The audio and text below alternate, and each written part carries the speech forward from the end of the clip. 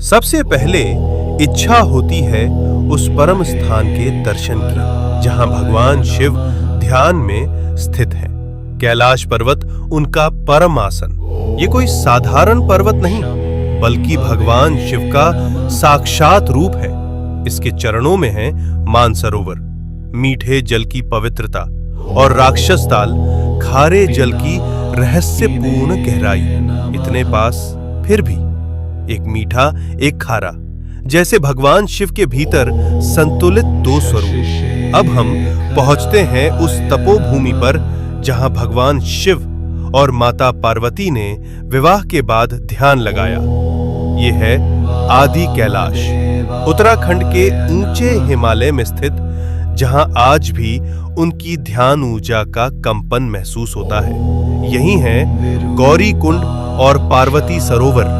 ये पर्वत नहीं, शिव पार्वती की जीवित उपस्थिति का केंद्र है, इसलिए कहलाता है छोटा कैलाश।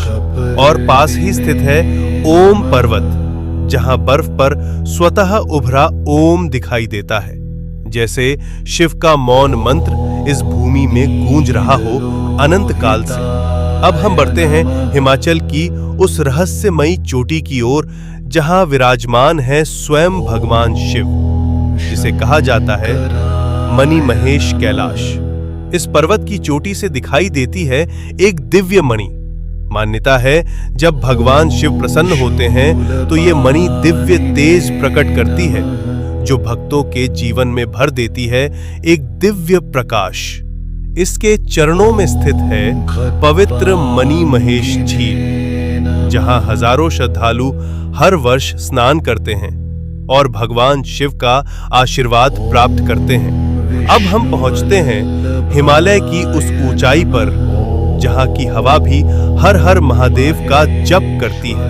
यह है श्रीखंड महादेव। यहाँ स्थित है एक भव्य प्राकृतिक शिवलिंग।